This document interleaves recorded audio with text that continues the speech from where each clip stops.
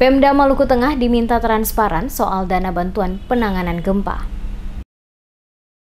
Pemerintah daerah Kabupaten Maluku Tengah diminta terbuka terkait soal jumlah realisasi dana bantuan pasca gempa 6,5 skala Richter yang menimpa Maluku, khususnya Kabupaten Maluku Tengah, baik yang bersumber dari APBD maupun APBN. Hal itu disampaikan anggota DPRD Maluku Tengah Musriyadin Labahawa di sela-sela sidang paripurna penetapan pimpinan DPRD Maluku Tengah definitif periode 2019-2024 pada hari Sabtu 12 Oktober 2019 di Masohi. Selaku anggota DPRD Maluku Tengah, dirinya meminta pemerintah setempat untuk transparan dalam penggunaan anggaran tanggap darurat bencana bagi korban gempa yang bersumber baik dari APBD maupun APBN. Ia meminta Ketua DPRD Maluku Tengah sementara Fatsah Tuana Kota untuk agendakan pemanggilan terhadap pemerintah, dalam hal ini dinas terkait, dalam membicarakan masalah tersebut. Mengingat sampai dengan saat ini DPRD tidak diberitahu oleh Pemda Maluku Tengah terkait realisasi dana bantuan dari pusat. Dikatakannya DPRD Maluku Tengah sejauh ini terkesan tidak berbuat apapun, melihat pengungsi yang ada saat ini terus bertambah pasca gempa susulan 5,2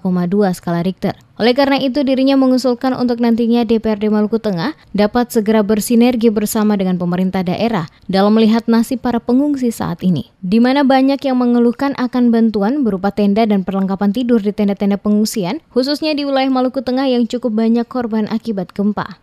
Saya minta untuk DPRD mengagendakan segera memanggil pemerintah daerah untuk memperjelas proses penggunaan dana tanggap darurat, dana taktis yang ada di pemerintah daerah. Pengelolaannya itu juga harus sepengetahuan DPRD. Itu yang pertama. Yang kedua, informasi pemerintah pusat itu sedang mengucurkan dana kepada 3 atau 4 kabupaten penerima dana untuk daerah bencana. Dana dari pusat ini juga harus diketahui oleh DPRD. Karena kesan sekarang pemerintah daerah berjalan sendiri, kemudian kita DPRD sibuk dengan aktivitas internal kita tanpa mengetahui proses yang lagi sekarang dikelola oleh pemerintah daerah. Harapan kita dalam pengelolaan ini juga harus transparan kepada wilayah-wilayah yang terkena.